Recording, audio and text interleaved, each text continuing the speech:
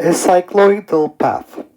A particle with mass m and positive charge q starts from rest at the origin shown in figure. So the initial speed is 0, it starts from the origin. There is a uniform electric field in the plus y direction and a uniform magnetic field B shown with dots here, so it is directed out of the page. It is shown in more advanced books that the path is a cycloid whose radius of curvature at the top points is twice the y coordinate at that level. So this is basically a cycloid. The radius of curvature of the cycloid is twice the y value at the top point. Okay. Part A. Explain why the path has this general shape and why it is repetitive. Okay, so let's take a look at the Lorentz force. The Lorentz force is F is equal to Q, the charge, electric field E plus the cross product of the velocity with the magnetic field. Now, at the beginning, we have the particle at rest. So V is equal to 0 at the bottom point, which is the origin. And so the only force the particle feels is going to be the force due to the electric field, which is QE in j-hat direction. Why is it in j-hat direction? Because the electric field is in j-hat direction. Okay, so as a result of this force being the only force acting on the particle, what will the particle do? The particle accelerates. The particle accelerates in j-hat direction. So it's going to start accelerating in j-hat direction. So it will move in j-hat direction initially. Okay.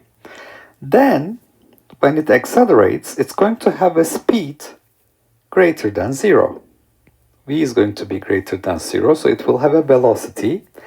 And therefore, the Lorentz force will be modified. What will be the Lorentz force? It will be QE j-hat, because the electric field is in j-hat direction, plus the cross product of the velocity with magnetic field. The cross product of the velocity with magnetic field, velocity vector is pointing like this, V cross B, so it's going to be Vy, the y component of the velocity, times the magnetic field, because it's x component. There's no x component here because the acceleration is in the y direction. So we will have initially a Vy building up here. So Vy cross B, so it's going to be Vy Bz, and Bz is coming out of the page here. So it's going to be QE j-hat plus Q Vy Bz. And what is the direction of this force? Well, it's going to be using the right hand rule. The four fingers of the right hand point in j-hat direction, and we curl them out of the page. The thumb points in I-hat direction. So we're going to see Q, Vy, Bz, I-hats. This is the Lorentz force. And what does this Lorentz force do? Well, this component here, Q, Vy, Bz in I-hat direction, also causes acceleration. This component causes acceleration in I-hat direction. So I-hat direction as well. At the top of the path, we have this force. So this velocity vector will start gaining both a y component and x component as a result of these forces. At the top of the path, what happens? We have the force QE j-hat plus we only have x component of the force, qvx, x component of the velocity, qvx bz. So we only have the velocity vector in I-hat direction, vx cross bz using the right hand rule. The four fingers point in I hat direction. We curl them towards the out of the page direction plus k hat direction. The thumb points down. So that means this is going to be in minus j hat direction. And Vx times Bz will be greater than the electric field, so that the acceleration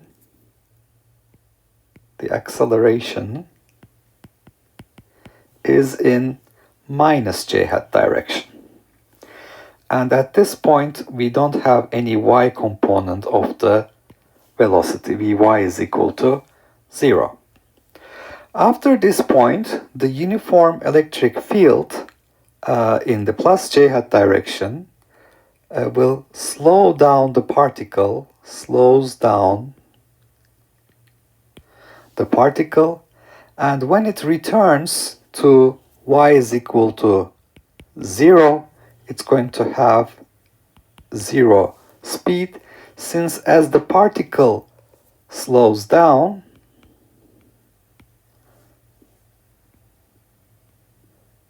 what happens is that the magnetic force decreases. And after this point, electric field causes acceleration when it reaches the y is equal to 0 point. Electric field causes acceleration in plus j hat direction again, so that the motion is repetitive. So this is how we can explain this cycloidal path here. First, we don't have any speed. We only see the interaction of the charge with the electric field. QE in j hat direction causes acceleration in the j hat direction. As soon as it gains a non-zero velocity, Vy Bz in I hat direction will develop. That's the Lorentz force. And as a result of this Lorentz force, a magnetic component in I hat direction, electric field component in j hat direction, the particle will gain a velocity which has an x component and y component. While as the speed of the particle increases, because the Vx, the magnetic field component, magnetic force component in I hat direction will start dominating, the particle will have a decreasing y component of its velocity, increasing x component of the velocity, until the y component is 0. And then at this point, after this point, we're going to see the effect of the electric field again. That's going to that's basically explained here. At the top of the path, Vx Bz is greater than E, so that the acceleration is in plus minus j hat direction. But after this point, the uniform electric field slows down the particle, because as it follows this path, the y component of the velocity will be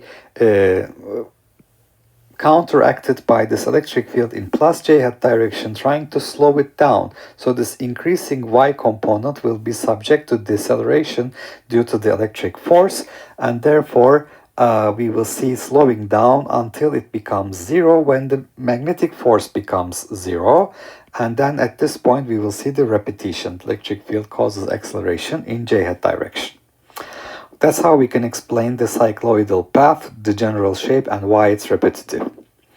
Prove that the speed at any point is equal to square root 2qey over m, and there is a hint here, use energy conservation. Now on this path, on this cycloidal path, if I draw a radius vector here, r d theta is my ds, that's the displacement vector. So this ds vector I can describe as r d theta in theta hat direction. That's a tangential vector. And the work done, dw, by the Lorentz force will be the dot product of the force with the displacement it causes. Now, if I write the Lorentz force is Q E in j hat direction plus QV theta hat cross with magnetic field in k hat direction, and we need to take the dot product with r d theta hat. That's my displacement vector. Now, the j hat dot theta hat component will give me something, but theta hat cross k hat is perpendicular to theta hat. So if I take the dot product of theta hat cross k hat with theta hat, this is going to give me 0 because cosine 90 is 0. So I will find that the work done by this force for an incremental displacement is QE R d theta, according to this. Now, what is R d theta j hat dot theta hat? So R d theta j hat dot theta hat, this is going to be the y component, the displacement on the y-axis. It's the y component of ds, which is dy. Okay, so we can see that the work done by the Lorentz force will be equal to QE dy. All right, so the total work done is going to be equal to QEY for a displacement of delta y, or QE delta y, which is equal to the change in the kinetic energy, because it's the net force acting on this particle, which is going to give me 1/2 mv squared starting from rest. So here I'm using work kinetic energy theorem. All right. So that means the speed that it gains, so this is starting delta y is equal to y because I started from y is equal to 0. I can see that the speed it gains is going to be equal to 2q e y divided by m square root.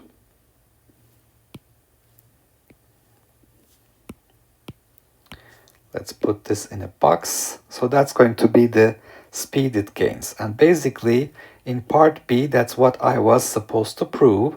The speed at any point is equal to square root 2qey over m, starting from rest at y is equal to 0. Part C, applying Newton's second law at the top point and taking as given that the radius of curvature here equals 2y, prove that the speed at this point is 2e over b. Now, first of all, I want to explain in a cycloidal path why is the radius of curvature equal to 2y. Because the cycloidal path is basically defined by this rolling circle. So you can see this rolling circle here, so that this y at the top point, the maximum value of y is equal to the diameter of this circle. So it's going to be equal to twice the radius. So at the top point, part C, we have at the top point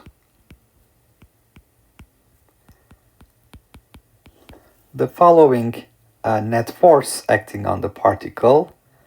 The net force is equal to QE in y hat direction, and then we have minus Q V max B in j hat direction. That's when we have the maximum speed. Okay, and from part B, I know that V max should be equal to, because the speed at any point is given by 2qey over m, 2qey y max over m square root. So given that we have the radius of curvature is equal to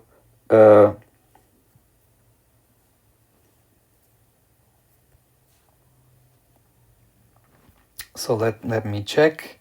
It is shown in more that's the cycloid whose radius of curvature at the top points is twice the y coordinate at that level. So twice the y coordinate at that level. So this y coordinate is basically equal to the radius of curvature is equal to twice the y component, because if you complete this to a circle, that's going to be that's going to have a center right here, which is going to have twice the y component.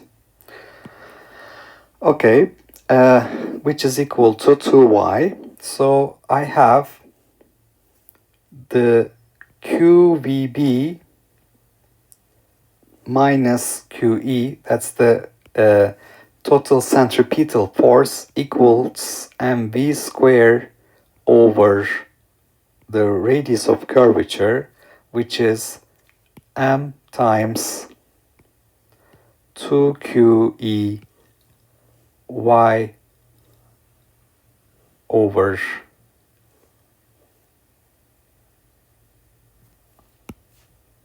for v square I'm going to have m, there's no square root, r. You can see that the m's will cancel, and for r I will substitute 2y, and this will give me q times e. That's my centripetal force. Okay, so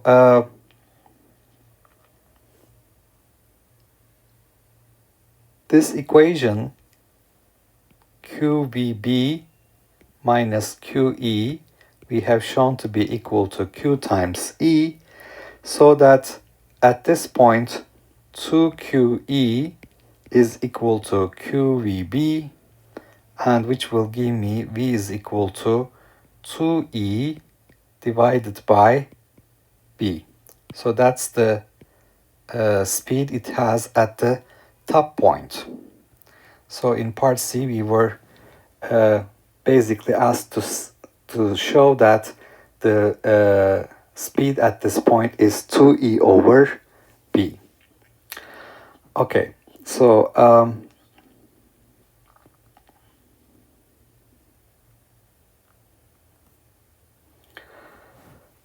let's see what we have done here. So I've talked about in great detail why it has this cycloidal path.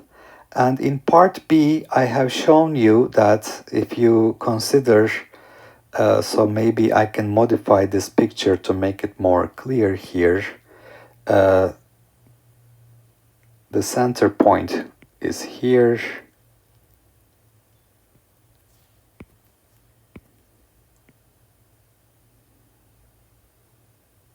This is my radius r of curvature, and this is my angular displacement d theta.